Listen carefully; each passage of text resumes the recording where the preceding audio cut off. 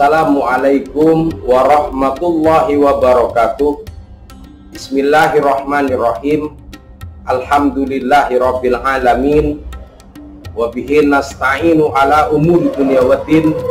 Wassalatu wassalamu ala sayyidina wa maulana Muhammad wa ala alihi wa ashabihi ajma'in, amma ba'du.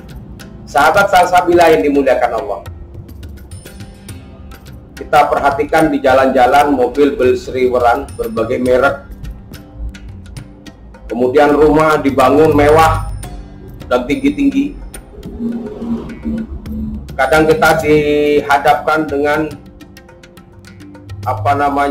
media sosial yang memamerkan kekayaan dengan segepok uang sebagai aset. Kemudian kita dipamerkan lagi dengan keadaan di sekitar kita, yaitu perhiasan menutup leher, lengan, dan jari jemari. Kemudian kita dihadapkan oleh media sosial juga tentang kehidupan seorang kaya yang mempunyai ternak yang memenuhi kandangnya sehingga puluhan dan ratusan ekor. Kemudian kita dipertunjukkan oleh kekayaan yang menggunung dari keturunan darah biru, darah merah, dan darah hitam. Tapi semua itu dimentahkan oleh Rasulullah Sallallahu Alaihi Wasallam. Wallahi mad dunya fil akhirah illa mithla ma yaj'ala ahadukum asabi'ahu. Yang artinya kekayaan dunia dibandingkan akhirat tidak lebih dari sekedar air yang menempel di jemari ketika dicelupkan ke dalam air, ketika dicelupkan ke sungai, ketika dicelupkan di parit, ketika dicelupkan di laut. Kalau 5 jari ini kita celupkan, dalam hadis ini dijelaskan Rasulullah, yaitu mencelupkan hanya dengan ibu jari saja. Hanya dengan ibu jari saja. Dicelupkan satu ibu jari, berapa yang menempel? Itulah dunia. Sementara sisanya belum diambil. Sisanya itu adalah kekayaan akhirat. Itu dimentahkan oleh Rasul. Seberapa liter yang menempel di jemari kita? Kalau dengan satu ibu jari, seberapa liter yang menempel di jemari kita dan seberapa liter yang belum menempel? Yang nempel inilah harta dunia kita selama ini. Kekayaan manusia selama ini. Yang digambarkan dengan rumah tinggi-tinggi, yang digambarkan dengan kendaraan mewahnya, yang digambarkan dengan emas menggunungnya, yang digambarkan dengan asetnya. Bahkan digambarkan dengan tas Paris, Prancis dari kulit buaya. Tidak ada, hanya yang menempel. Sisanya belum terambil. Itulah kekayaan akhir. Sisanya yang belum terambil. Sahabat salsabilah yang dimuliakan oleh Allah, mengapa orang Islam selalu tenang menghadapi kekayaan dunia? Mengapa umat Islam diajarkan untuk tidak terlalu heboh dengan urusan dunia? Karena umat Islam dalam setiap usahanya dibatasi oleh waktu dan tempat. Pertama, umat Islam bekerja dibatasi oleh waktu, yaitu waktu sholat. Artinya bekerja tidak usah ngoyo, tidak usah memaksakan diri. Umat Islam diajarkan, berangkatlah setelah fajar dan berhentilah ketika matahari tepat lurus di kepala kita untuk bersiap-siap melaksanakan sholat, yaitu sholat duhur. Kemudian ada sholat asar, kemudian sholat maghrib. Jadi pekerjaan umat Islam itu dibatasi oleh waktu. Makanya umat Islam itu tenang dalam setiap bekerjanya. Karena tidak seberapa kekayaan di dunia ini, hanya air yang menempel di ibu jari saja.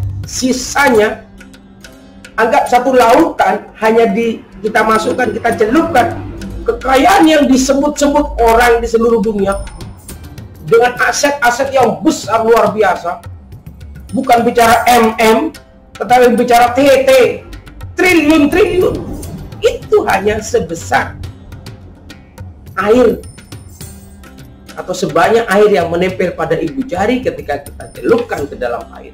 Sisa air yang belum terambil, itulah kenikmatan akhirat.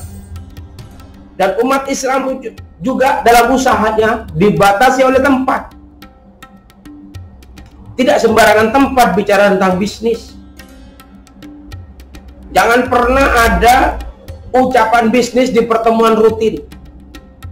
Kalau pertemuan yasinan, kalau bicara bisnis, ya habislah. Sementara di tempat yasinan itu ada saudara kita, tetangga kita yang kurang mampu. Masa iya mereka diceritakan tentang kekayaan yang begitu besar, mereka akan menongok. Tidak baik. Jangan membicarakan bisnis di dalam masjid, terutama sholat Jumat. Tidak ada pembicaraan bisnis. Fas'au ila dzikrillahi wa dzarul bai'. Diperintahkan untuk menghindari semua bisnis-bisnis, duduk untuk berzikir kepada Allah. Ini umat Islam dibatasi oleh waktu dan tempat. Istilah orang sekarang, ruang dan waktu. Ya. Makanya orang Islam tidak terlalu ambisius. Tetapi dalam bekerja, dalam bekerja, umat Islam melakukan bekerja keras untuk mampu dimakan 7 turunan dalam bekerja. Tetapi dalam ibadah, ikhlas untuk melaksanakan ibadah sebagai bekal dalam 7 hari. Jadi dalam bekerja, berusahalah seolah-olah hidup selamanya, dalam ibadah seolah-olah mati besok. Itulah semangat umat Islam. Makanya tenang, tidak terlalu ngoyo. Bekerja ya, bekerja. Tapi kalau orang sudah meninggalkan Islam, orang sudah meninggal keimanan, maka yang terjadi adalah putus asa, gila, stres.